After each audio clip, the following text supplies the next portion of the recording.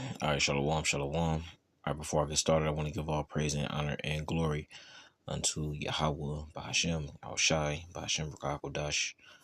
All right, double honors to our apostles and elders of Great Millstone that rule well. And shalom, wakasah, lahabakyar, which means peace and mercy to the elect throughout the four corners, wherever you may be. All right, I'm the brother Amar from the branch of GMS Cleveland, coming back at you with another video. And Lord willing, to be edifying to whomever may be watching. And just want to get into a lesson speaking about the expectation of the wicked and how the Lord will eventually do away with their goals, their aspirations, their dreams, their ambitions. But let me get this in Job 20 and verse 4.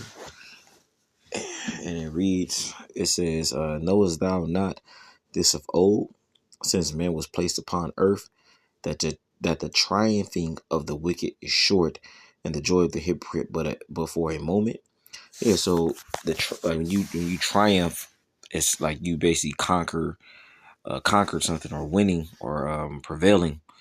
All right, so the conquering or the winning or the victory of the wicked is short, because America hasn't been established for that long. All right. Now, if you look at it from a broader scale of the kingdoms that's been in power, obviously has been Esau, Edom, and it stems back, starting with the Greeks, right? You had the Greeks, Romans, the British Empire, and now you have America, and that's a long time for these Edomites to be ruling. Now, don't get it twisted. At the end of the Roman Empire, you started to have a lot of Jakes, um, started to get up in there and assume certain positions of authority, and it's even some of them made Caesars. You know what I'm saying, and so forth and so on. All right, but nonetheless, it was predominantly those previous kingdoms was predominantly ran by Edomites. But us understanding the times that we're living in, that the wicked, their rulership is coming to an end. All right, that's why I said the triumphing of the wicked is short. All right, America only been established for about a little over 200 years, 200 to a little over 20 years, and we understand that the times we're living in, you can see the crumbling and the downfall of this kingdom. All right. So it says, verse 6, it says, though his excellency mount up to the heavens, and his head reach unto the clouds. Right. You have Esau with these certain programs like these satellites and these, you know, um, just weaponry that he uses, and he pushes out of space into the heavens. All right. Um, and like I said, with him so-called claiming to get to the moon and this, that, and third, it says those excellency mounted to the heavens and his head reaching to the clouds, right? He being proud. All right.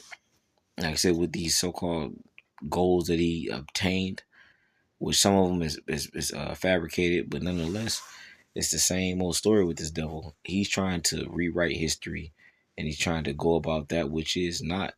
All right, he's stepping beyond his means. All right, even though the Lord put you in this position of power, you doing things that is not so-called of the will of the Lord. Even though all of it does stem back to the will of the Lord, but you get where I'm going. It says, "Yea, he shall perish forever like his own dung."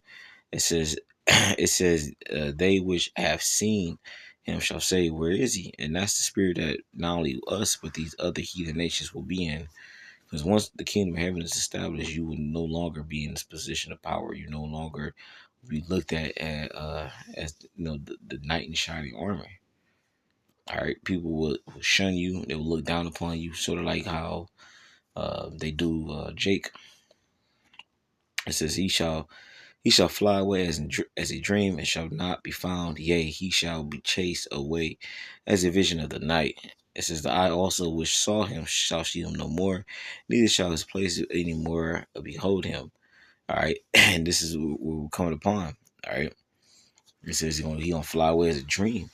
All right, people are not going to consider um, in the near future, Esau Edom was once in this position of rulership, all right, and had this power that he wields, all right, because he's going to be brought so low that it's going to be unfathomable or it's not even going to be so-called realistic in the minds of the people in the kingdom that this man was once ruling. All right, because he's going to be brought, like I said, to nothing. All right, and Scripture says this: Proverbs 11:7. It says, "When a wicked man dieth, his expectation shall perish, and the hope of unjust men perisheth." You're right.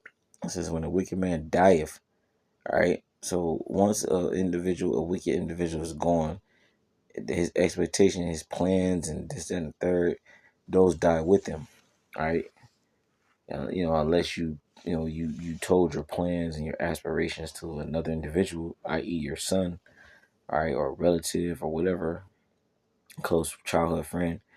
All right. Usually, the expectation dies with you. All right, because people start to pursue, their own self interest and what the Lord puts in their minds. All right, but anyway, um, just continue to do what we're doing, Akim.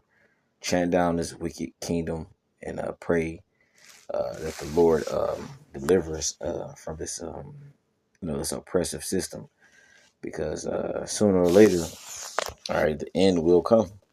And let me get that last scripture. Let's see. 1 Peter 4:7. It says, "But the end of all things is at hand.